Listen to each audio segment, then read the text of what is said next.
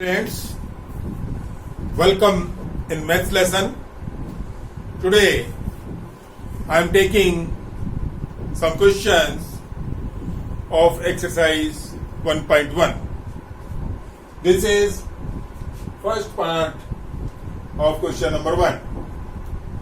Solve this question by using appropriate properties.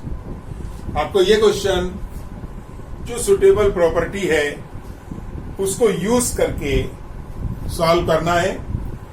आप इसमें into और एडिशन और सब्ट्रैक्शन के साइन देख रहे हैं.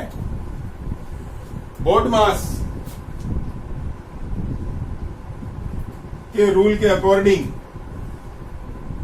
पहले आपको मल्टीप्लाई करना है, फिर एडिशन करना है और फिर सब्ट्रैक्शन करना है. इसमें जो एप्लीकेबल है और आपको जो उस दिन प्रीवियस लेसन में मैंने कुछ प्रॉपर्टीज बताई थी उनका भी यूज कर सकते हैं. तो इसको कई मेथड है सॉल्व करने के. जो सिंपलेस्ट मेथड है वो मैं आपको बता रहा हूं, बिल्कुल सिंपल.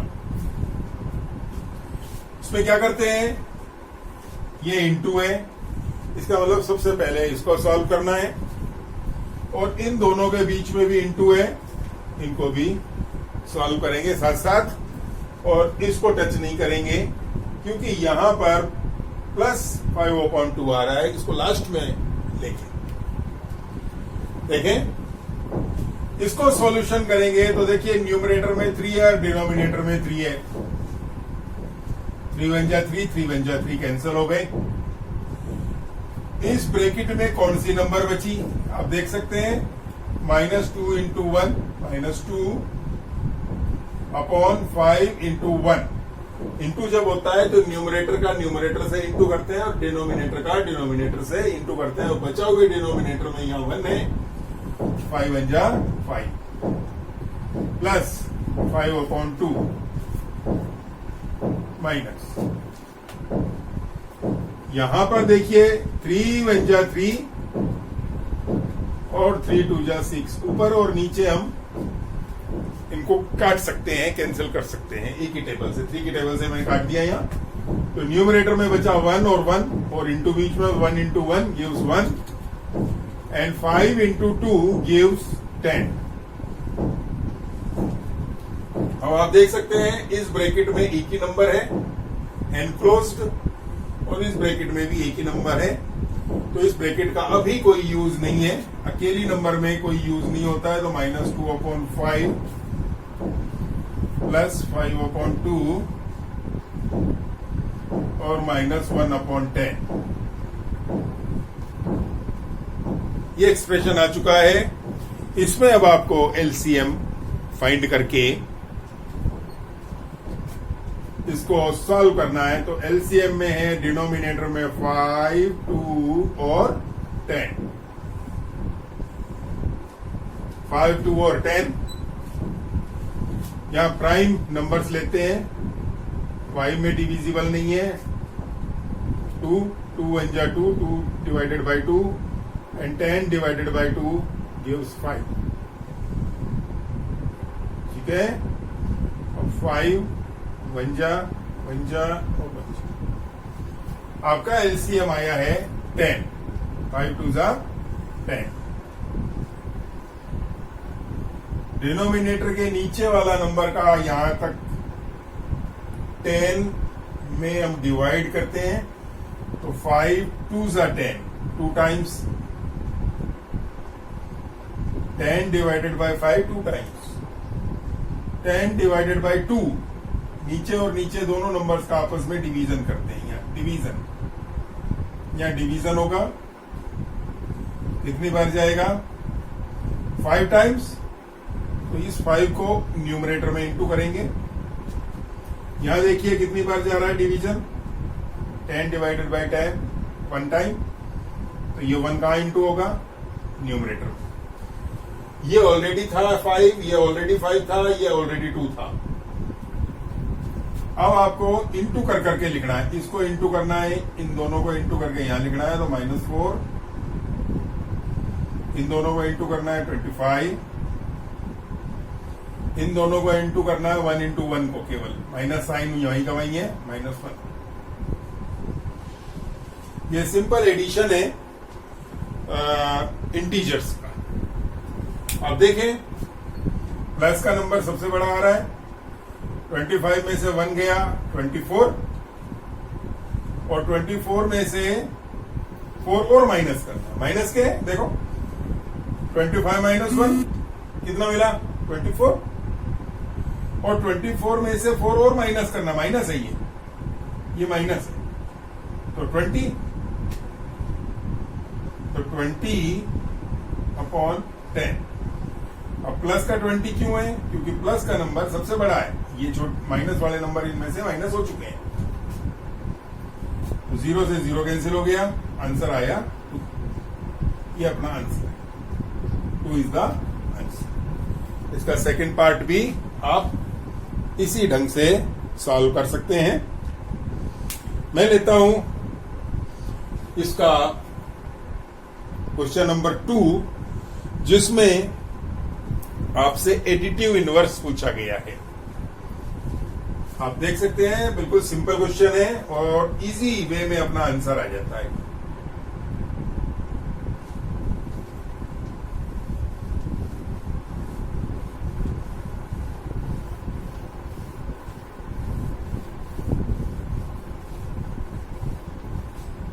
चलिए, मैं लेता हूं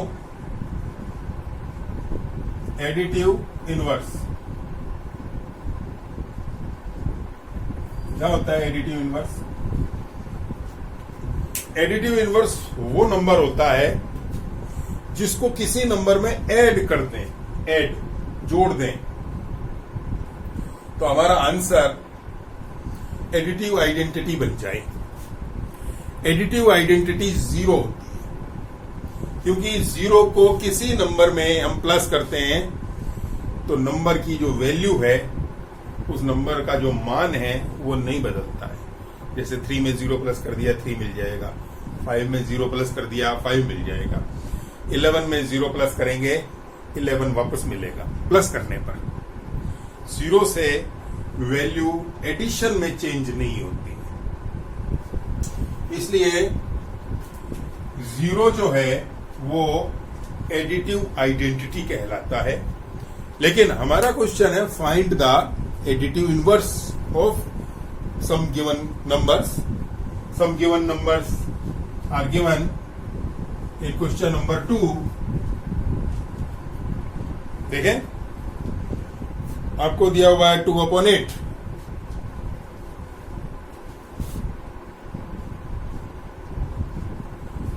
न्यूमरेटर डिनोमिनेटर में दे रखी है नंबर, मतलब रेशनल नंबर दे रखी है। तो इस रेशनल नंबर का आपको एडिटिव इनवर्स निकालना है। इसका मतलब है कि इस नंबर में क्या प्लस करें कि इसका आंसर 0 आ जाए। आंसर 0 चाहिए। तो एडिटिव इनवर्स करने के लिए क्या करते हैं हम? ऐड करते हैं ऐसा नंबर जिससे कि इसका आंसर 0 आ जाए। उस नंबर और इस नंबर का जो कैलकुलेशन है वो ये आ जाए। तो आपको पता है क्या लिखेंगे? -2/8। मतलब ये कि गिवन नंबर का आपको साइन चेंज करके लिखना है, वही आपका एडिटिव इनवर्स कहलाएगा। मतलब 2/8 का एडिटिव इनवर्स कितना होगा? -2/8। आपको 0 तो मैंने समझाने के लिए बताया, आपको तो डायरेक्ट आंसर लिखना है कि एडिटिव इनवर्स ऑफ 2/8 इज -2/8, और -5/9 डायरेक्ट आ जाए। ये सेकंड क्वेश्चन है, जैसे ये फर्स्ट पार्ट था, ये सेकंड पार्ट लिया, तो -5/9 का एडिटिव इनवर्स क्या होगा? इसका साइन चेंज करके आंसर दे दो, तो इसका जो एडिटिव इनवर्स आएगा वो आएगा +5/9, क्योंकि -5/9 में +5/9 ऐड करेंगे तो आपको कितना मिलेगा? 0 मिलेगा।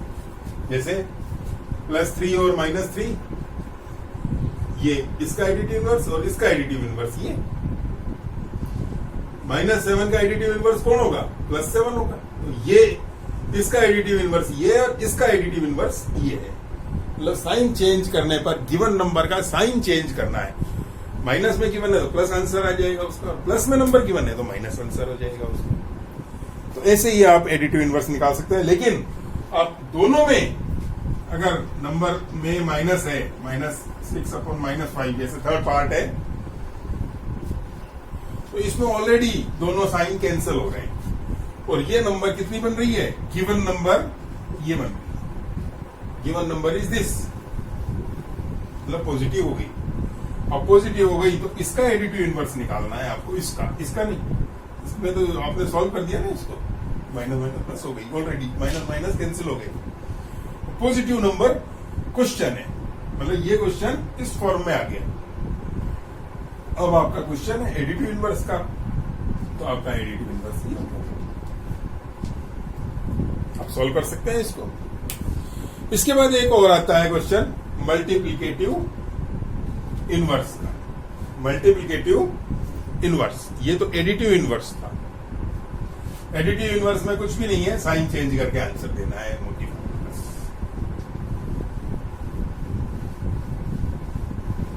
अब देखते हैं मल्टीप्लिकेटिव इनवर्स या रेसिप्रोकल, इसको रेसिप्रोकल भी कहते हैं।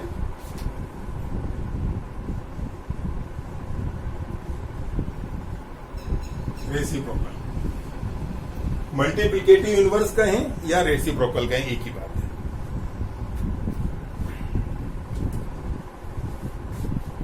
तो मान लीजिए -13 दे रखा है, या एडिटिव इनवर्स आपको नहीं निकालना है, मल्टीप्लिकेटिव इनवर्स निकालना है।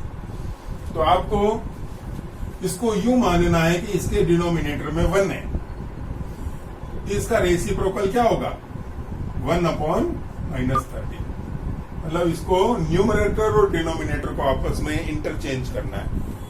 जो न्यूमरेटर था वो डिनोमिनेटर में आ जाएगा और जो डिनोमिनेटर था वो न्यूमरेटर में चला जाएगा। ठीक है, ये reciprocal. Now come to second part of this question. Second part is -13/19, -13/19।